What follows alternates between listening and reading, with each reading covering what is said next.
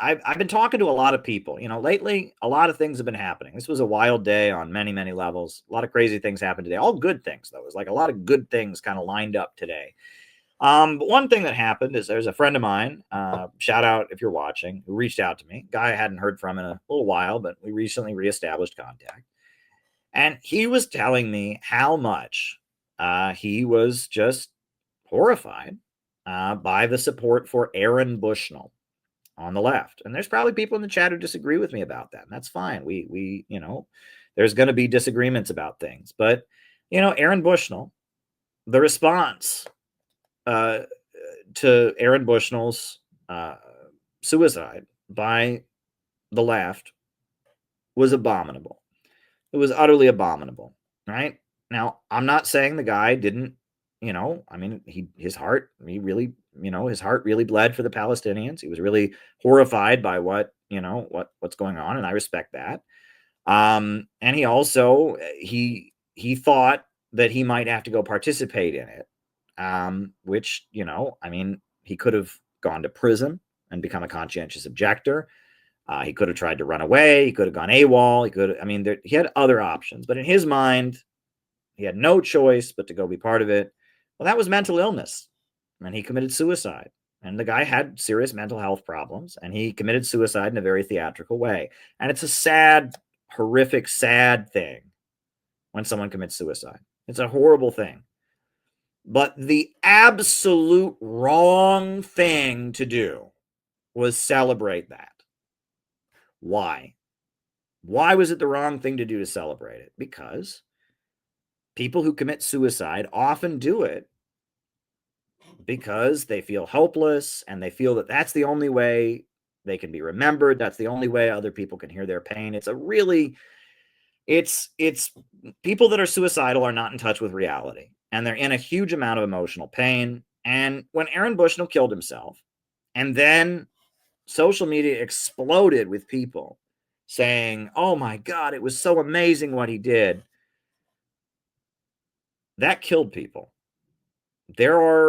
I can guarantee you there's probably at least 10 or 20 people who died because that happened, who would not have died, right? If they had been feeling depressed, they'd been feeling suicidal, but then they'd never heard of Aaron Bushnell. They had just, gotten the help they need, they would still be alive today. There are people, though, that were thinking about killing themselves. They were depressed. They were suicidal. And then Aaron Bushnell, look, this guy killed himself. Look, everyone's sympathizing with him. They're celebrating him. They think he's a hero. And you can bet there are people that went and killed themselves because of that. That is so wrong. It's not ethical. I work in television. And one rule in television is that if somebody kills themselves, you cannot do a story on it. Did you know that? You are not allowed.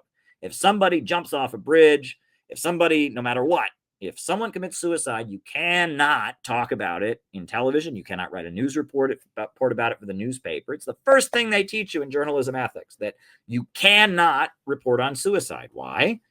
Because it is well documented. If someone kills themselves and it's on TV, the next day 2 or 3 people kill themselves because they saw it on TV.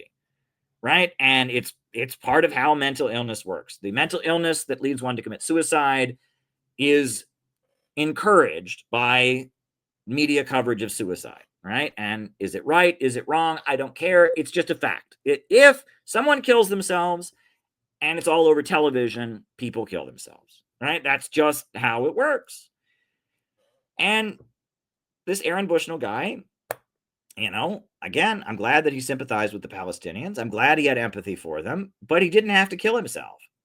And I don't even really blame him necessarily, because he was so mentally ill that he killed himself. So I don't think he can be held responsible for his actions. But I do absolutely blame Brian Becker.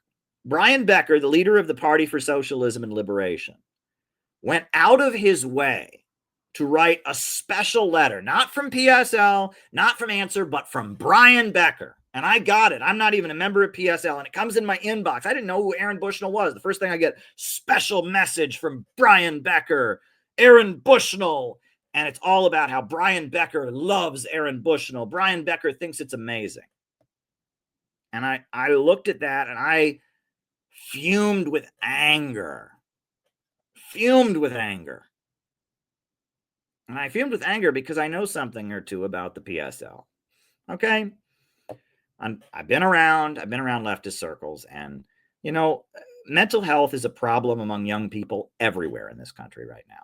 Right? The suicide rate is much higher than it's been in previous generations. There's a big problem with mental health, right? These phones are not good for young folks. Not good for anybody, really. And we've already got that. And also, if anyone has ever been around PSL, if you think there's mental health issues among the masses, wait till you hang out with PSL, right? I mean, Google PSL, boyfriend, Party for Socialism and Liberation, boyfriend, and see what comes up. Google Party for Socialism and Liberation, abuse. Google, the group is full of people with mental health issues, all right? And Brian's got to know that. He's the leader of the Party for Socialism and Liberation. So as the leader of an organization full of 19 and 20-year-olds, many of whom has mental health issues, Brian Becker decided to use his platform, to use his position as the respected leader, to announce to everybody that he thought a suicide was awesome. Now, you want to talk about irresponsible leadership. You want to talk about somebody who does not care about the young people in his organization. You want to talk about somebody who is utterly unconcerned with how their behavior affects others. Utterly, I mean, that is like a sociopathic move for him to do that. For him, as the leader of a communist group that has a lot of 19 and 20-year-olds in it, to go out of his way to announce to the world how much he loves a suicide. He's basically admitting he doesn't care about the young people in his group. He doesn't care about them. He's not concerned about their mental health. He's not concerned about it. And it's infuriating, but he wasn't the only one. All the communist groups did this, right? And, there's like basic things, basic principles, right? Left adventurism, right? That's not the answer. You build a mass movement. Some guy lighting himself on fire is not going to change the world. We need to build a mass movement. Some isolated assassination, we oppose terrorism, individual terror. This happened during the Vietnam War. There was a guy who lit himself on fire. And at the time, all the communist groups said, that's very sad. And the guy was a Quaker. He was a Quaker, a religious guy. And at the time, right, the Communist Party, the Socialist Workers Party, all of them said, this is very sad that this Quaker guy did this. But we don't support this. We don't think it's the right thing to support it. We need a mass movement. That was the message. That was the message of the communist parties, the People's Daily, the People's Weekly World. That was the message of the Workers' World Party. That was the message of the Socialist Workers Party, the militant. They all said roughly the same thing, which is it's very sad that this Quaker man, felt so much for the Vietnamese people, was so outraged by the Vietnam War that he would light himself on fire and kill himself. It's very sad that he would do this. But it's still wrong. That's not the answer. We don't promote that kind of thing. That was their response. But I guess now that's not the response. Now, the response of the communist groups was to celebrate what Aaron Bushnell did. That is unethical. It is absolutely unethical, right? It's absolutely unethical. You cannot celebrate suicide of anybody, right? You cannot do that, right? And to uphold that as an example, look, there was somebody who lit themselves on fire after one of Trump's court dates, and do you think that wasn't inspired by all the coverage around Aaron Bushnell? I mean, it's awful. It's absolutely awful, but it comes from a lack of empathy, a lack of concern, and it was because Aaron Bushnell was going viral on social media.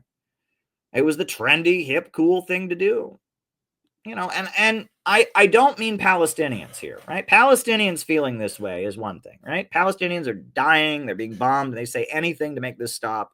That's different. But for American leftist anti-war activists to promote what Aaron Bushnell did was beyond unethical.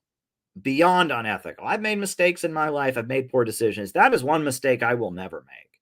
And it is shocking to me to see how Brian Becker and others went out of their way to basically, take action that would result in the death of many of the young people who look up to them. I mean, and whatever happened to responsibility? Luigi Mangione was a similar case, right? We don't support left adventurism, but it was cool on the internet. It was cool on the internet that people have lost their sense of ethics, right? What is right is not always popular.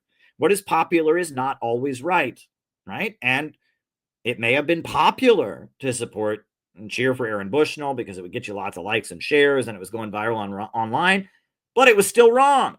And it may be popular on social media to cheer for Luigi Mangione, but it's wrong. And that suicide is wrong and it is a big problem and mental health is a serious issue and you just shouldn't do it. But yet the entire left was unanimous in saying, woo, Aaron Bushnell, yeah, we need more people to do something like that. Woo. I mean, it was unbelievable. Unbelievable to me. And the same with the Luigi Mangione case. Again, right? His individual terror and assassination, the answer to America's healthcare problem? No. The answer is building a mass movement. But that wasn't cool on the internet, was it? Right? Luigi is so good looking and all of it. I mean, it's frustrating to me. And if it wasn't for us, if it wasn't for CPI, who would be saying this? I wrote a book warning about the danger of an American years of lead. That's what my book is called. The Luigi Mangione case and the danger of an American years of lead. And I warned that the years of lead, an escalation to, extreme violence, that is a method for de-escalating and controlling and basically waging a counterinsurgency, right? Is that, that in Italy, they had all kinds of crazy left adventurous violence and terrorism. And as a result, Italy wasn't able to leave NATO, even though that's what the public wanted. Well, right now in America, they're threatening to attack Venezuela. 70% of Americans are opposed to bombing Venezuela. CBS News came out. 70% of Americans say don't bomb Venezuela. The American people are more anti-war than they've ever been.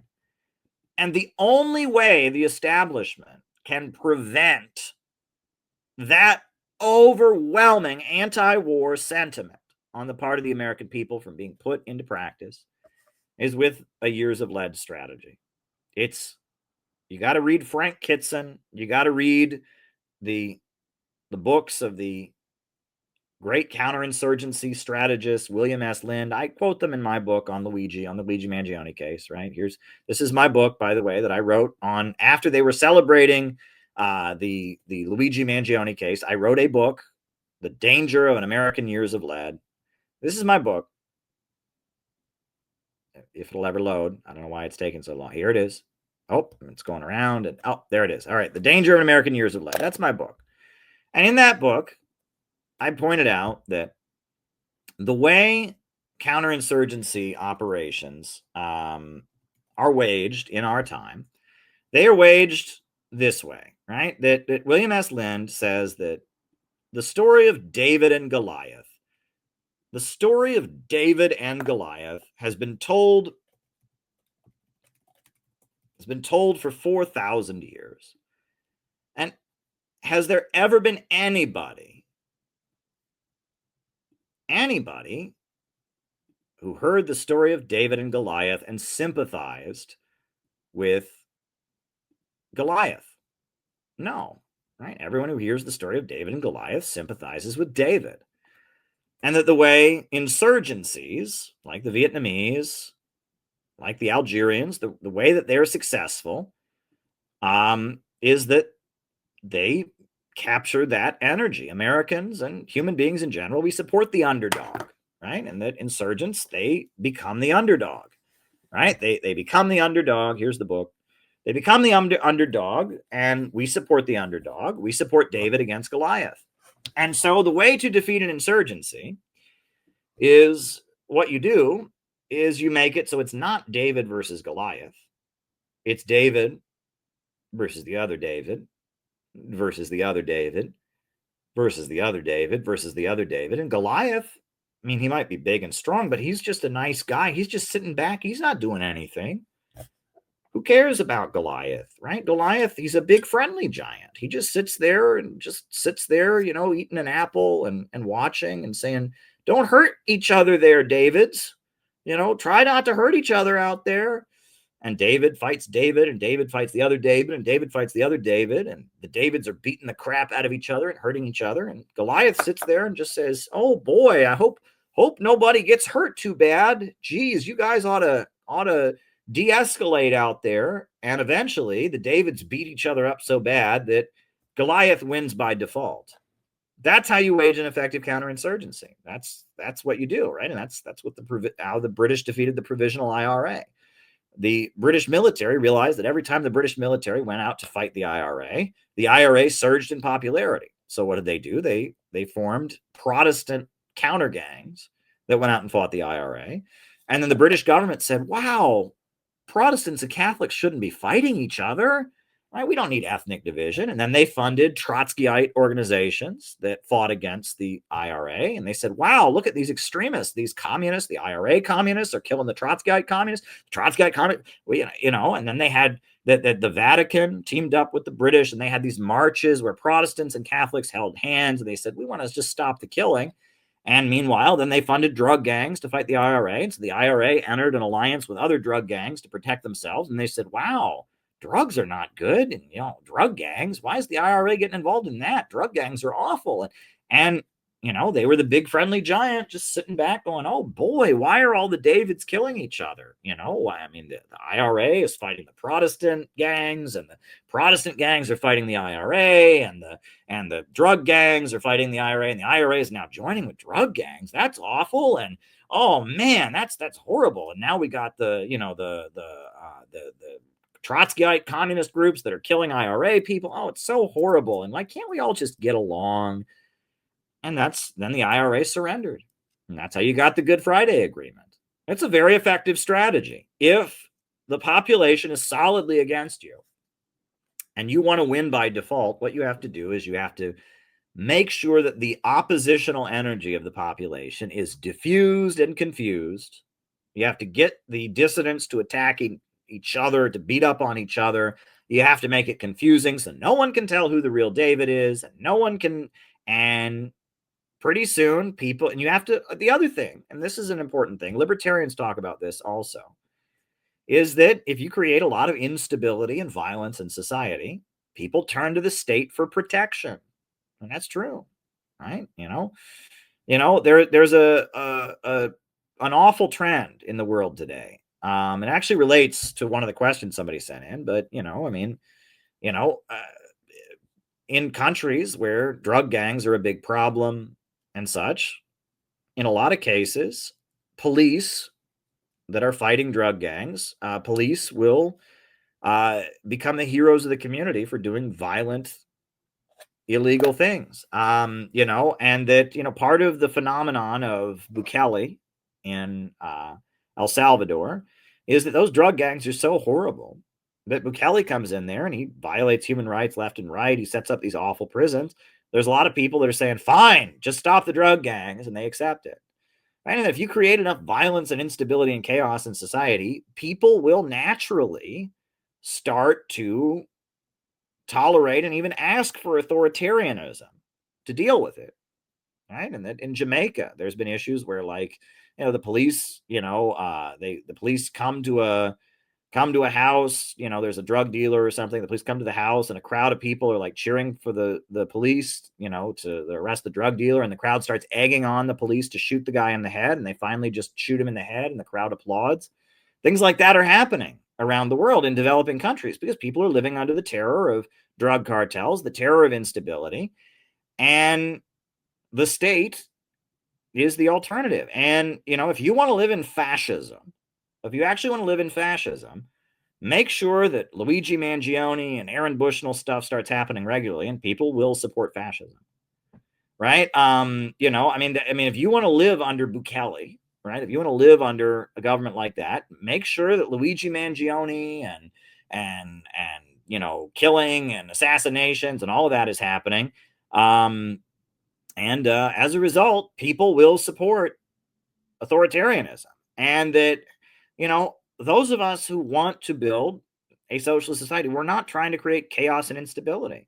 We're trying to do the opposite. We're trying to build a solid movement of people who are there for each other, people who care for each other, that are trying to improve things and trying to create a government of action that'll fight for working families. We're trying to build a network of people who can rely on each other and can get things done. That's what we're trying to do. We are not trying to create chaos. We are not trying to create instability.